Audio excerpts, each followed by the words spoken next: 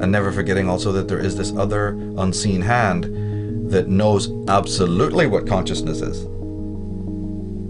who are experts in that fact. You're walking around couldn't care less. You're waiting for the next movie to come out and the next fashion and all that, what Hollywood's going to do next. But there's people there who have a thorough understanding of human consciousness, human psyche, human libido, and they're working on it 24/7 to feather their own nests and also to keep man in servitude, man whom they think is their creation. They think of man as just being one of their own, like somebody treats a pet. If you actually watch how people mostly treat their pets, when you really watch it, you'll find that the pet is a slave. Well, we have people ruling this society who think of human beings as pets and slaves. Yeah, they provide you with some food and they take you for a walk now and again, but they basically you are a pet and you'll be told where to sit and where to go and what to do. That should be obvious to people by now. But these individuals don't really have any fear of us. Well, they do have fear of us to the extent that they know if we were awakened what we could do. I'm deeply troubled that a very vague, emotionally stated, semi-theologically defined diagnosis of the central global menace is obscuring our national ability to comprehend the historically unprecedented challenge which is being posed in our time by a massive global political awakening, and thus is obstructing our ability to deal effectively with the global political turmoil that this awakening is generating.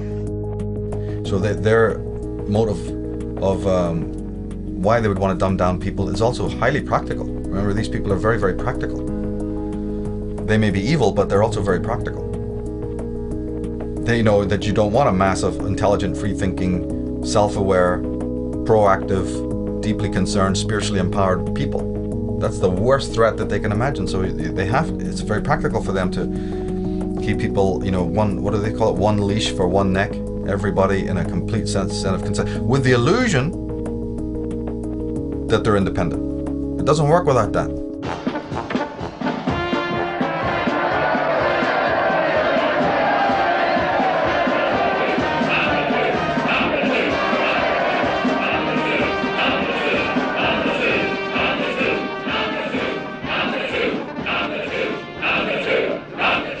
Like a unanimous majority. Exactly, that's what's worrying me. Very bad for morale. Some of these good people don't seem to appreciate the value of free elections. They think it's a game. Everyone votes for a dictator. Not at all. Just that their resistance is low. Frankly, my dear fellow, you are just the sort of candidate we need. There's recently a lack of opposition in the matter of free elections. This is not good for our community and reflects an acceptance of things as they are. We know what we must do. What must we do? Exactly.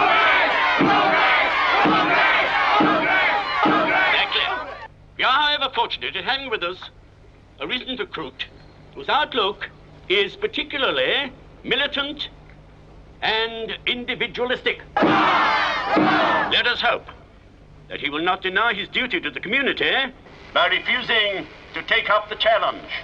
Good people, it is my pleasure to present to you the one and only number 6. I am not a number. I am a person. In some place, at some time, all of you held positions of a secret nature and had knowledge that was invaluable to an enemy. Like me, you are here to have that knowledge protected or extracted. That's the stuff to give them. Unlike me, many of you have accepted the situation of your imprisonment and will die here like rotten cabbages. Keep going, they'll love it. The rest of you have gone over to the side of our keepers. Which is which? How many of each? Who's standing beside you now? I intend to discover who are the prisoners and who the warders. I shall be running for office in this election. Good people, let us applaud a citizen of character. May the better man win, and a big hand for number 6.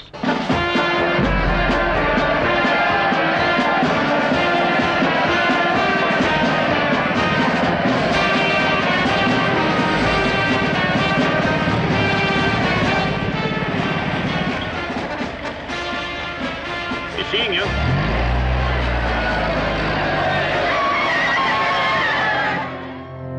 You must absolutely have the illusion of independence and self-determination. We have a problem then. We have a problem that to really, really be independent, to really be an individual, which in psychological terms is called individuation, that's difficult for most people. It's kind of tough. Requires work. Requires, to think and act in moral ways, and that's just too much trouble. I wish it was a halfway, stage. So the media goes, well, there is. We'll sell you the fashion of independence. You can buy into this. You can be a goth, a punk, you can be straight, you can be gay, you can be macho. We'll sell you all sorts of images to decorate your inauthentic life. And that will pacify you because there is a voice that's kind of screaming inside of you that you're not living an authentic life. We know that. We know that's a tough voice to live with. But you also can't really do anything about it because, you're lazy and you're weak. And you realize what you would have to sacrifice or lose if you really took the true moral way. The way of selfhood and the way of finding out who and what you are. We know that's difficult for you. So what we'll do is we'll manifest a bunch of simulacras. We have a whole industry creating false personas. But if you buy into that, and it's very easy to do that. I mean, it's just a matter of going down to the hairdresser and coloring your hair pink and wearing a couple of earrings and getting a few tattoos and, having a big t-shirt with anarchy written on it. But you're the last person who even understands what true freedom and anarchy is. But don't worry about that. Well, the world is full of those kinds of people, isn't it? But do you see it being any more free? If that was ever going to solve the world's problems, what happened in the 1960s when everybody was free, quote unquote? Where's the love now? Did it stop wars? Did it stop evil men ruling the world? Did it stop genocide? Did it stop the mutilation of animals and abattoirs? Tell me what one thing that the hippie movement or the punk movement of the 1970s achieved. Well, I'll tell you what they achieved. The leaders of the punk movement are living like pashas and maharajas in $1 million houses over there in Bel Air and also in Los Angeles. Billy Idol has a fleet of Harley Davidsons. That's what happened. That's what happened. But they're wearing a hammer and sickle. We're for the people, peace and love, CND, all that shit. Utter nonsense. Utter nonsense. Maybe the man from within who's completely incognito, who's working within the system, suit and tie, would never you'd pass them by on the street. Maybe those people will do more damage to the evil status quo than all those hordes screaming for reform, Because it's not just a mass of people label reading, running away into these inauthentic models. It's a small group of educated people, dedicated, passionate, absolutely zero tolerance for the lie, who are from all walks of life, who have spiritually, most importantly, that they are spiritually adept, that they understand what knowledge is. They have reverence for knowledge. They're not just trying to gain knowledge. Any idiot can do that. Gaining knowledge, well, God, the schools are full of it. No. It's a matter of loving knowledge. That's a big difference. Loving knowledge, understanding what knowledge is a whole different thing than gaining knowledge. So there's these fine lines in all of this, very fine lines. And if the knowledge has to be empowering and changing you first, how can you do anything to change another world? Or maybe you don't even have the right. Maybe we're on the complete wrong subject matter altogether. How does anyone even think that they have a right to involve themselves in the life or the lifestyle of anyone else? If you really think about that, you'll find it's pretty preposterous. But at the same time, you do have the right to fix your own life. That, at least, we know is an absolute. You have the absolute right to work on your life. You have the right to make any of the choices that you want to make. So then my work sort of really focuses on that and doesn't stray from that. If it is true that the Illuminati, the child molesting priests, the Templars, and all of these people, what would we think if it is proven or found out that each and every one of these people has the perfect right to do what they are doing, and that you in fact have really no right to tell them or anyone else what to do? What happens if that turns out to be the spiritual law, and that the only thing that you have the right to do is to change your own life regardless of what anybody else is doing? well, then we have a problem, because the whole world is running around doing exactly the opposite. Everyone's running around fixing all of these other people and waving placards and getting reforms and getting to change this and do that, or we'll lock you up, and society will go through these cycles in which you have a little bit of good, a little bit of bad, a little bit of dark, a little bit of light. And yet the real work is about you taking care of your own house, your own garden. And if everybody did that, unseen forces would come to aid. Man would, like Vernon Howard said, we can accept that God can become man to save man, but we can't accept that man can become God to save himself. It's one of the most powerful statements I've ever heard. And so what is that dependency in human beings that makes them refute that? We know that everyone listening to the sound of my voice is going to refute that. No, it's Jesus who's meant to do it. Muhammad, Allah, what are you talking? Oh, that's all that humanist stuff. Man being his own God. Oh, satanic evil. So we already know that, that's not a common held theory. But wait a minute. What then is the motive that makes people refute that statement? Before we get into what they're into, you're a Christian. Why would you feel motivated to not accept that man is his own savior? I'm very interested in that. I'm very interested in as to why you, not the cult, not the clan, not your guru, why you would, have a problem with that. What's in your psychology that has made you in the 20 years of your life, or the 25 years of life, or the 40 years of your life, not have enough brain cells to realize, my God, that's the bottom line. Because in my opinion, if you don't accept that, you are an unsane person. You're not insane, you're unsane. You're toxic, and you need to be quarantined or something. That's really the long and short of it, in my opinion. Then I want to get the crucifix out. As soon as I hear that somebody is, thinking that another authority, another person, has the rights over their mental and emotional and attitudinal and psychic life, I'm worried about that person, because I know that person has got some very serious psychological and existential problems right off the bat. Right off the bat. Then that person is going to be, a herd, part of some herd, or will be a controller of a herd, or will be manipulated by the herd, or whatever you want to call it. But that person is not going to end ever. You're never going to find that person, in doing good in the world, real necessary good at all. It's just a contradiction in terms. It's impossible.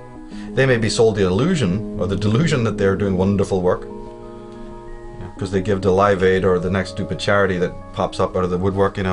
They were there. Great, you were there, yeah. Well, we had Live Aid, didn't we? When was that? 1982 or something?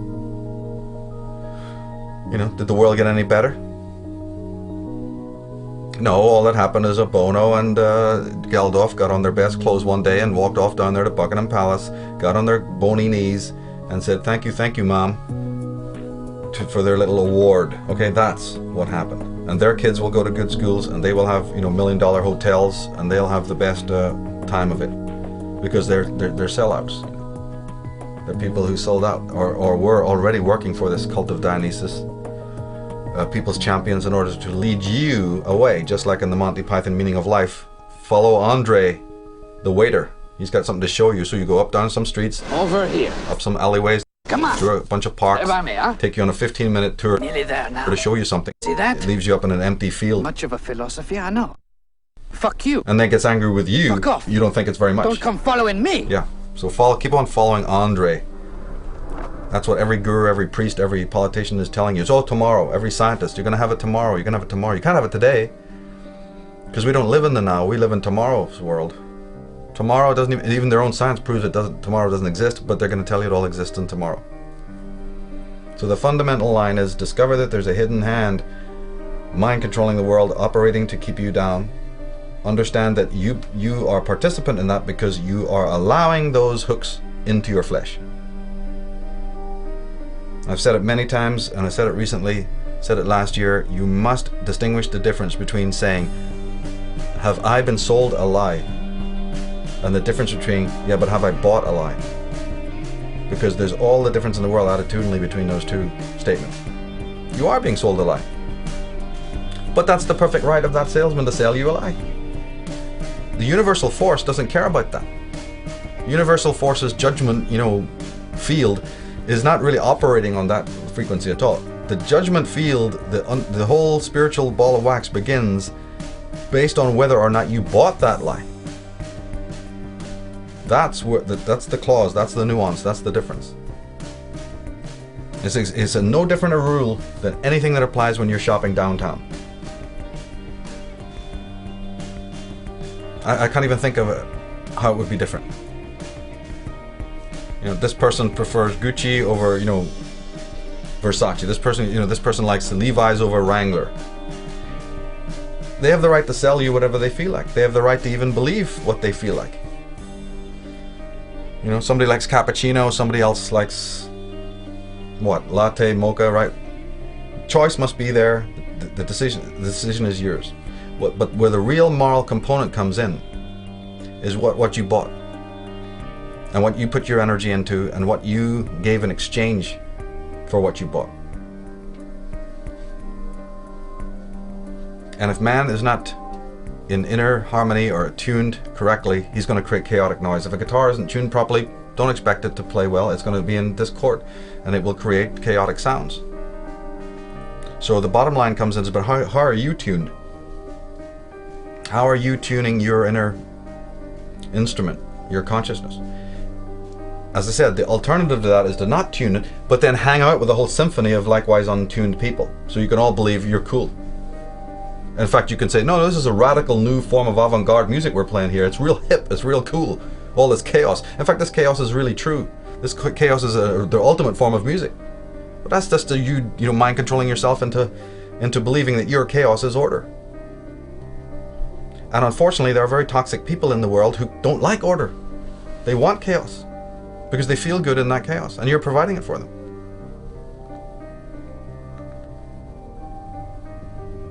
No human being who is in their center can be hypnotized. That's what needs to be remembered. No human being who is in their center, who is being guided, who is close to their intuition, who's a sharp critical apparatus, who's got a sharp sense of judgment, can ever be manipulated. Not for any permanent or lasting length of time. You know, they can be diluted temporarily perhaps, but you know, it's like a muscle you have to keep on working on, a muscle you have to keep on sharpening, like anything. And I really believe that a lot of the obstacles and challenges and you know, tragedies that are occurring in the world, that's what this is for. This is the grinder. This is the thing that's sharpening the blades of intelligent people. You know, you have to have friction. I'm sorry, it just happens. You can't sharpen an axe or a beautiful blade without that grinder, without that sharpening apparatus and the friction that's caused and the mechanics of that. So it's the same way with sharpening consciousness. You must have this whetstone of the world in order to sharpen your mind and sharpen your consciousness, so that you come to see, you know, some of the meaning in all of this.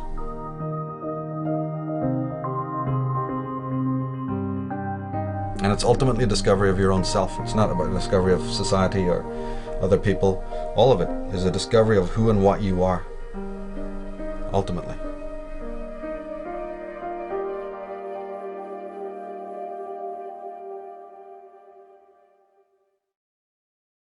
So we come back to this comment or this quote at the back of Jim Keith's Mass Control.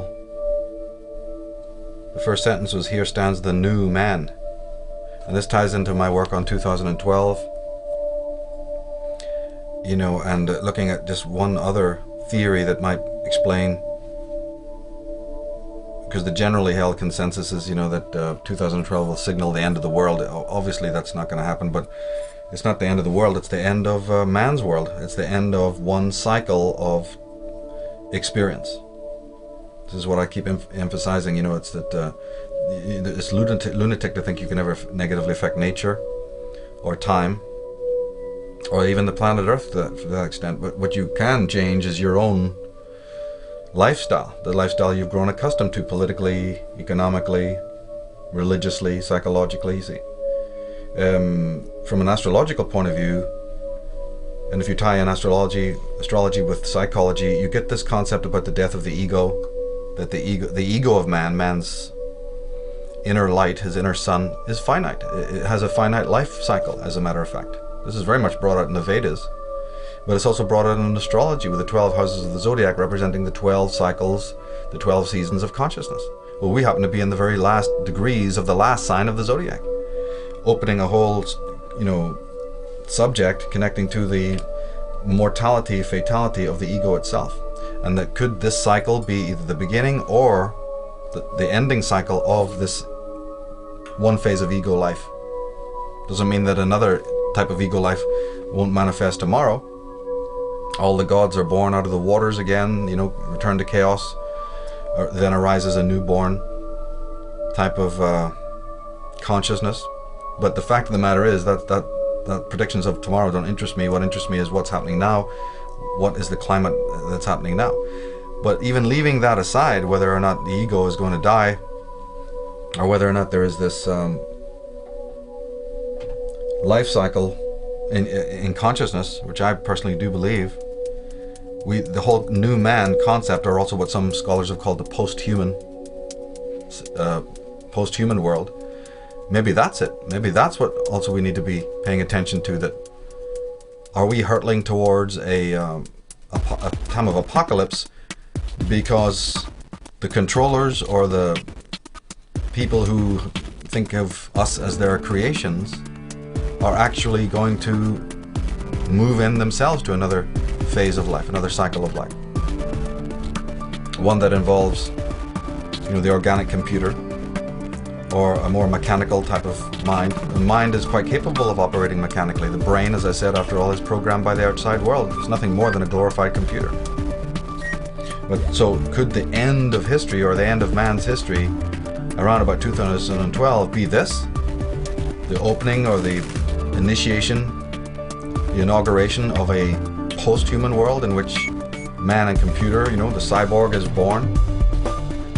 People might laugh at that, but if you have the eyes to see it, what is it that really makes a person human as opposed to machine? What are people doing with their emotions right now? Are people happy and adjusted emotionally? Are people even looking at their emotions? Do people even understand what emotion is? Or the subtle differences between emotion and sensation, you see? Are people dealing with the dark side of their content? Or are they acting out in dysfunctional ways? Are they locked in dependent-based codependent relationships? Are they enslaving other people to their belief systems? Are they power tripping? Which one of these is it, you see? Well, sadly, it's all the latter. What's wrong? Nothing really. I just feel that I need something stronger. If you have a problem, don't hesitate to ask for assistance. Yes, thank you. I'll be all right. Call 3485. What's wrong? I need something stronger. Take 4 red capsules. In 10 minutes, take 2 more. Help is on the way. Remember, an interval overdose may cause a serious chemical imbalance. I needed some Controlo last night.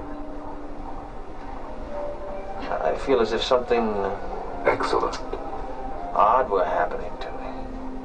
Something Yes. I can't understand.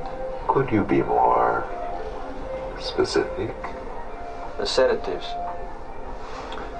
I'm taking atrazine, but it doesn't seem strong enough. I have a hard time concentrating. You are a true believer.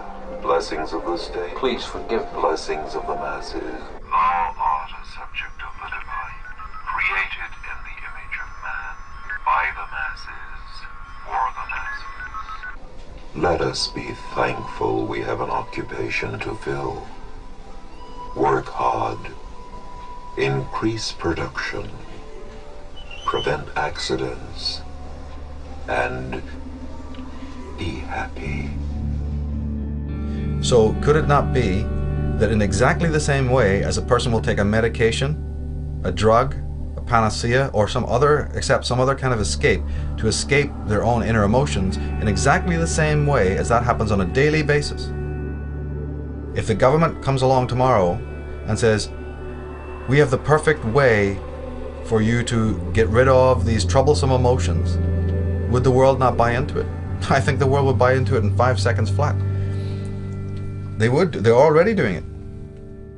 This pill can solve all of your problems. It's called Prozac, and it may mean the end of depression as we know it. I've been taking Prozac for 2 years.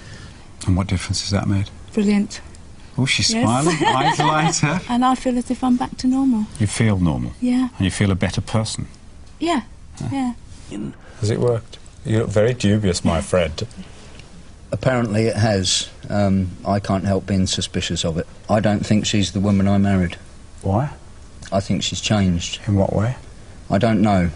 I don't know, but there's something there that is different. Okay, she's not the woman you married. Is she a better woman? No, she's different.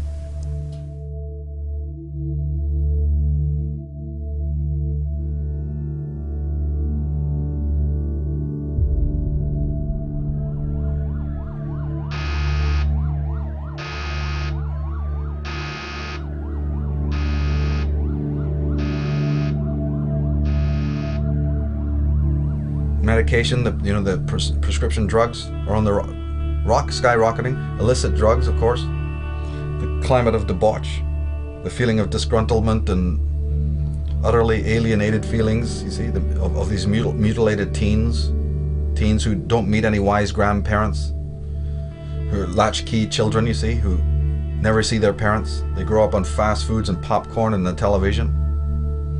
You mean to tell me we can do all of that and then expect that there's going to be some glowing utopia in the future? What kind of delusion are people in?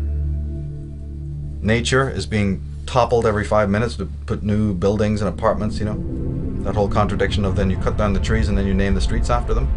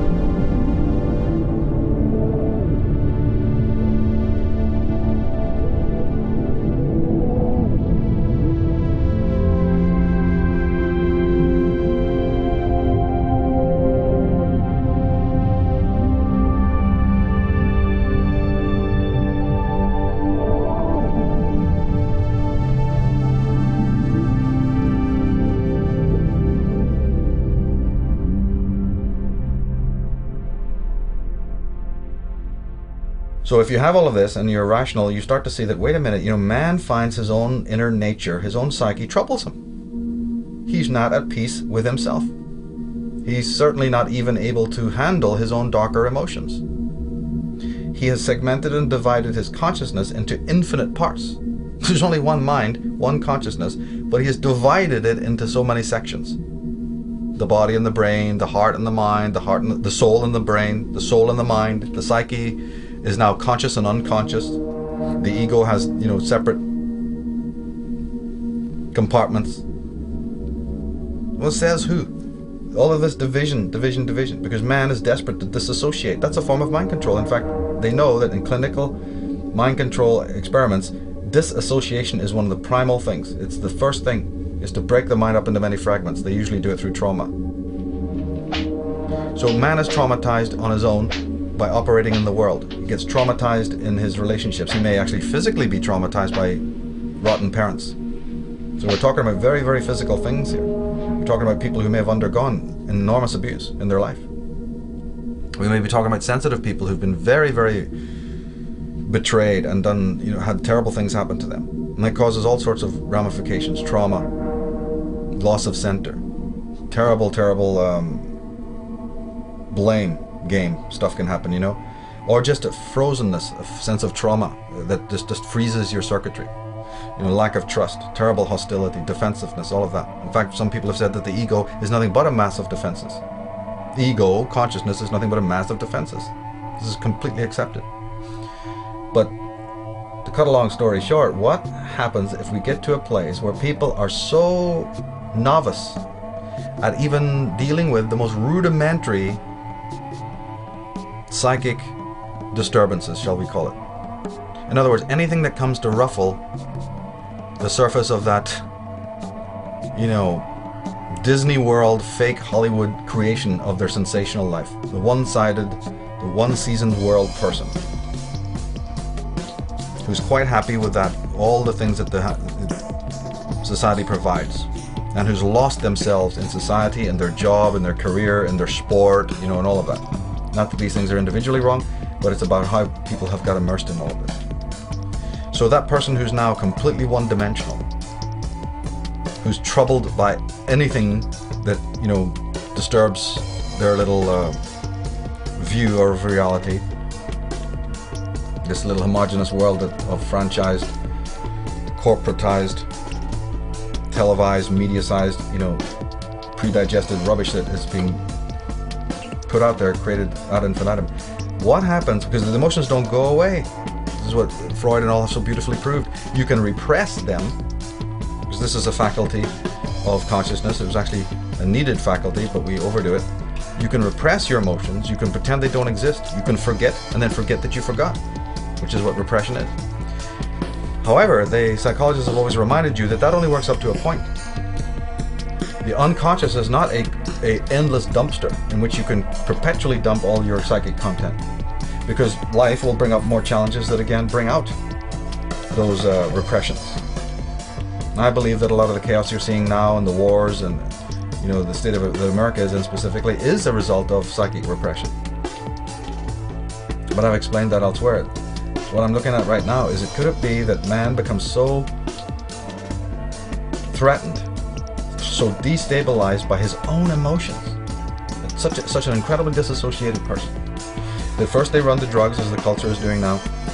People run to medication, people run to sugar, to gossip, to the match, the game, whatever, all the different ways that people run to escape looking at themselves.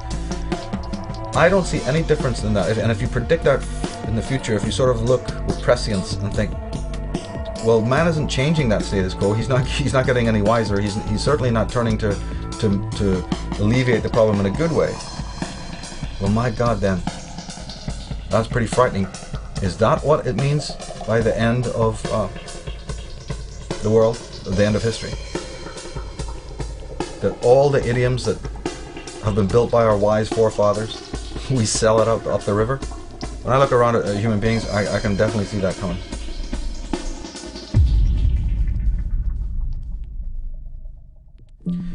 You only have to speak a few lines of wisdom on any mainstream chat show and everyone falls into dead silence like you're a dinosaur. You can be on the Bill Maher show, you can be on Oprah Winfrey, and you just happen to drop one line of anything that sounds like it means something, and everyone freezes like they've been tasered. There's the obligatory silence, change of subject, or you're a nut. Suspicion. People are suspicious of the wise. I'll tell you why they're suspicious of that. Because they have now removed themselves in their consciousness so far from their own authentic voice, from their own imagination body, from their own centers of intelligence. What is it? You have intellect, but you don't have intelligence? People can be intellectual, but not necessarily intelligent. It's very true. It's very accurate. But if you have removed yourself and you become so dependent on the teachers and the priest and the expert that you've so divorced yourself from your own voice, I don't see. People have, in my eyes, have already done that. When you go to school and, there's no difference in the world to me. Then the type of acceptance of external authority that is already going on right now in the world and what might be coming tomorrow of a more severe nature. Because the most frightening machine of all is a man that has lost his humanity, lost his virtue. What you see in most people today is not virtue. What you see today is the performance of deeds, sort of by rote, like you've been trained. You take even a fantastic stallion, a wild stallion, but you train it and you whip it every hour of every day, you're going to have that stallion do the most idiotic things. They can make the elephant, the greatest of all creatures on the earth, jump through hoops and do the most ludicrous things. Killer whales, can you believe it? I've been trained to, ponce about in a swimming pool. Don't tell me then that the human being is not going to be able to, told to stand on his head. He's absolutely quite capable. He does it every day. He's in absolute escapism from the real. And so that person can become so far removed, so psychically, he can become an inhabitant psychically of the periphery of being. If you want to use some philosophical jargon, he can become an inhabitant, of the periphery of his own being. He can live on the surface of himself. Hell, you only have to listen to most people's voices to know they're living on the surface of themselves, that they're not even connected to their deeper emotions. Some people are experts in the way people walk, their stance, their posture, sound of voice, choices that they've made, the relationships that they're in. There's ways to tell. There's ways to tell. And people are sitting around going, well, I don't know what that means. You have to tell me what it means. You got to show, have you got a religion I can join? Or, have you got a book I can read? Or, where's the system? I'd love to do that. I'd love to find out all about myself. Tell me how. Tell you how. What planet are we on? The meaning is that you discover it yourself. This is an absolute journey only you can go on.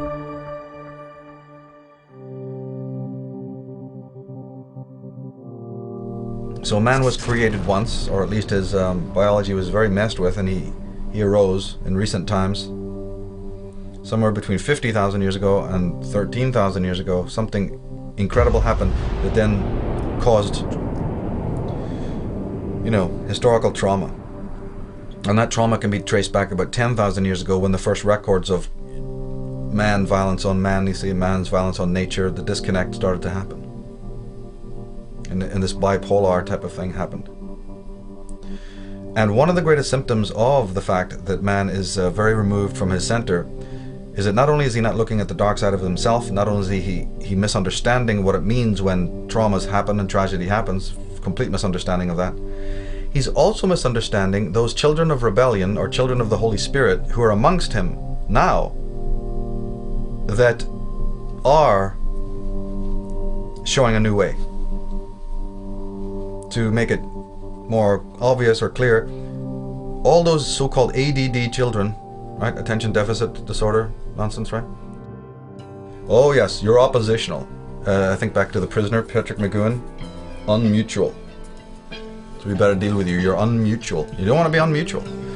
In fact, in that particular episode, it's strikingly brilliant how he shows the clamor of voices. Number 6, the prisoner. is introduced to all the different factions. Remember we were talking about all the different points of view in the factions? He meets all of these people. He meets a poet, a little left-winger, an extremist. He meets all of these little people who are all thinking he is their worst enemy. He hasn't opened his mouth, he hasn't said a thing, but he doesn't fit in with any of the groups because he won't join. So each group has one thing in common: they hate him. But getting back to our point, these children that are sitting there with so-called a defective oppositional disorder, they're broken, they're broken, society's not broken. Well, as a matter of fact, what happens if we turn that around and say that these are children of the Aquarian age who find your jive so utterly, incomprehensibly boring that they cannot pay attention because it is about the most anti-spiritual, soulless junk that any human being would ever want to be exposed to. But you don't see that, so they're broken, they're dysfunctional, they're, need treatment. This is a symptom. These are the teachers of tomorrow. These are the Aquarian children. These are the meta children. What's often been called indigo children, whatever that means, but the exceptional children, the exceptional teens who are so much more mature, than their parents and other people. They've already checked out of that lie. Granted, they may not know where exactly to be going, but they've reached 50% of the job. They realize that this is a joke. And in fact, it's so much of a joke that I'll take anything other than what you're selling me. Now, the downside of that is, you see, you also got the Dark Brothers waiting to drag them into all that other perversion and perversity, you see, which is the danger, of course. Because now that they're leaving, it's like lemmings going over the cliff. If you don't know where you're going, you have the danger to be picked up by the dark side, recruited, so to speak. And these cults and orders have seeded the popular culture movement with their own agents that look very alluring and who sell you all of this stuff, so that children are waylaid. This is an old story going back to the earliest fairy tales and folk tales, you see, of the seduction of the children, all back to Hansel and Gretel and way back before that. Or the Pied Piper of Hamelin concept. How real is that story, So the dysfunction is in society not being able to catch up with the new kind of whole brain, holarchic thinking, which is extremely needed, not to stop left brain thinking, but to include it, to have a whole symbolic literacy thing going, to learn in much more egalitarian ways, to include the person as opposed to the brain in teachings and in schooling. So man now finds himself at a point where he has a tremendous choice. New man sounds lovely when you say the word. Well, utopian sounds wonderful when you say the word. But if that is a utopia born out of the ashes of the world that was created by our ancestors, I don't want to know about it. If the new man is spiritually stark naked, I don't want to know about him. Vico understood it. Edward Gibbon understood it. Plato understood it. That civilizations, they rise and they fall. We can say that we are in a necrotic cycle. And there is nothing wrong with that. Nature has its cycles, like the winter cycle, and all the way up to fractal you have the same concept of this anaerobic and catabolic cycles, the construction and the deconstructive.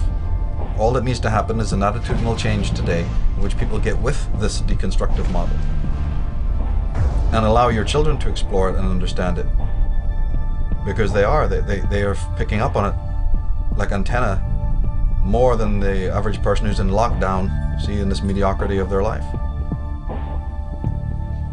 Change is going to happen whether you like it or not. One has to realize that if you go with the deconstructive cycle, then out of that comes the most, finest things. When you really realize its beauty, when you see its beauty for what it is, then you realize it's nothing to be fearful about at all. All that it's doing is it's ending your lie. It's ending your illusion. It's taking away from you that which you don't need. So let it go, attach to nothing and let it go. But then you're going to have the conservative mindset on the other side who can't do that. And so those are the people who are in trouble. Those are the people who are in trouble. And my message to the children of truth, the servants of truth, the ones who are getting a handle on this, can work this into their lives, please, please, please do not for 1 second imagine that it's your job to become the scaffolding for those who are falling. You can interpret this in whatever way you feel like. But you question whether or not it is your job to be reinforcing, propping up, assisting, helping, caring for, or whatever term you want to use, those people who are just, let's say, are not going to continue, and who you know, it's okay that they're not going to continue. You ask yourself that question because you're going to need to know the answer, because it's going to happen. This is a drama in which the protagonist and antagonist, there's a relationship. So the individual is going to have to look into this whole question of dependency. Who are you dependent on? Who are you making dependent on you? Who's asking you to become dependent on them? Who lacks the independence? And what happens if you pull away your energy from those people? You know, if they fall, can you let them fall? Or are you going to spend your life, you see, you know, propping up other people who haven't not got their own stability? You know, is that divinely correct to do that? Is it really in the intention of the true spirit to do that? Maybe it's more spiritual to let people like that fall, because then at least it's a natural thing. Out of that fall, they may grow. They may end up, you know, really passing the tests. Whereas if you're constantly propping them up, you may be violating fate. You may be going against the natural flow of things.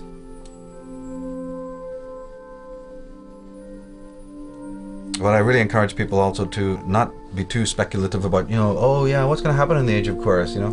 Well, whatever's going to happen is going to happen. You're not going to be around anyway to work it out. So worry about right now the world and the life that you're in, and avoid all these other escapes of what might be tomorrow, and exactly what the, you know, clothes they'll be wearing in the Aquarian age, and what the hairstyles will be like, and, you know, will God really come down to earth in a big chariot, and all of this stuff that preoccupies so many people, you know? That's all pipe dreaming. Anything could happen, you know?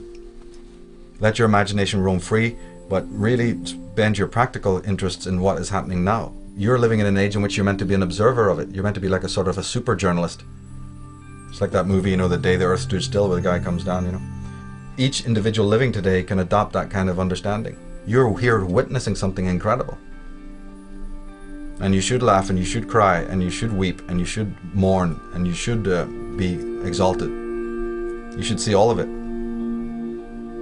But also keep a certain healthy sense of, you know, detachment from it all. Never forgetting that, you know, you have your particular priority and your sovereignty. And then there's the actions of other people in the world. They're two separate things. Because too many people, I think, who want to end government control, set up another kind of control of their own. This is another, you know, problem that has so beset previous reformers, in which everyone thinks, you know, some person thinks they got all the answer, so they take down one tyrant only to become the next one. And that's why I'm so skeptical and really don't pay a slightest interest in what politics is doing, you know, in the political milieu. Because yeah, you can throw around a lot of brilliant ideas stolen from other philosophers and psychologists and great men, but when you actually try to apply it politically, what you not often get is another form of tyranny. I mean, if you wrote down on a piece of paper all the pros of the democratic system, it would look wonderful. You know, if you wrote them down, it would just seem, oh, we have to have this. Yeah, well, we do have it, and it's not that great. So there's a difference between the ideology or the philosophy of a particular system and the actual practicality of it. You know, socialism promised so much to foreign immigrants, you know, did it really work? Are those immigrants really assisted? Is any of the people involved in all of that assisted? No. The World Bank promises to take your debt and just help you have a wonderful, thriving civilization in the nation. Has that happened? No. They can't even take care of the Western civilization. It's crumbling at the seams. They can't even fix that. Because then consciousness has been left at the door, and the fundamentals of man being introduced to what he is and turned into his inner republic have been completely forgotten. Man is a genius of an architect when it comes to the outer world.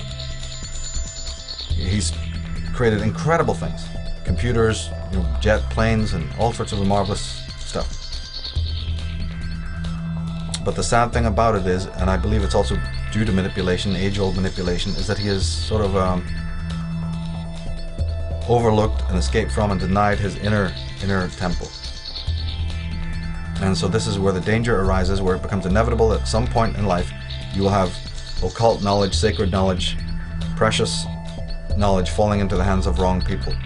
When you look at any advertisement, when you look at any graphic, you're seeing art that is brilliant, brilliant art from people of, the level of Leonardo da Vinci and Michelangelo. Very, very skilled artists. But what are they doing? They're selling you some toothpaste or some stupid car. Think of what, and Peter Jackson has proved that, as many others have. What would happen if those people had turned their talents to the uplift of mankind and to the education of mankind? And incredible stuff. Instead of everyone buying the same ugly looking car, what would it be if you had companies that said, hey, come and design your own? We're a company that builds cars, but we build them in any design you feel like. So you come in, you learn about it, and you submit your designs, and we will build your car. You pay for it just like you pay for a regular, but it's your car. You can even have your name on it. No more personalized number plates. You can have a personalized car. How about that? Do you know how that would turn people on? You know how kids would just love that? So for every little thing we have in our world, there's an alternative way of doing it. There's an alternative setup. And you see this now a little bit with the MySpace, YouTube, Google generation. You see that innovation cropping up a little bit, where people doing different things musically and different things in video. And that's really healthy to see that. Because Aquarius, the Aquarian energy, the age of Aquarius, the scorpionic, rebellious energy, does operate that way. It operates on a grassroots level. The solutions will be of a grassroots nature. Corporate America just doesn't have it, This is not stuff that's going to come down from the penthouse at all. It's not going to be something that's organized. Now, people need to really focus on the fact that it's a study. You're living in a time in which you should never feel emotionally down about the things that are happening. You should realize that you are part of a new paradigm. Because the battles of old were always fought with weapons, and that's useless. The new battles of the world need to be fought with strategy and intelligence. One thing is sure, a great change of our psychological attitude is imminent. That is certain. Why? Because we need more. We need more psychology. We need more understanding of human nature, because the only real danger that exists is man himself. He is the great danger. And we are pitifully unaware of it. We know nothing of man, far too little. His psyche should be studied, because we are the origin of all coming evil.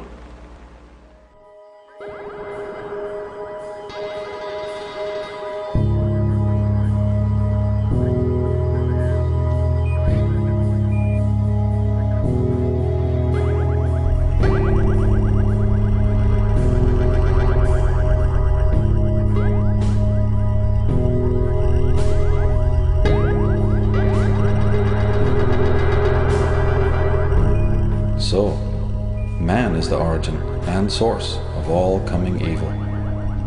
It's a provocative statement, all right. By the same token, though, man could also be the source of all coming good. I guess our future is what we make it. It all comes down to a matter of choice. And maybe there's nothing we can do about good and evil. Maybe they're absolutes. In the end, it all comes down to our attitudes towards these realities of good and evil, freedom and enslavement. History has shown us that even when men are forcibly chained and incarcerated, they can still be free inwardly, in their minds and in their hearts. Whatever the future brings, this is the important thing to remember.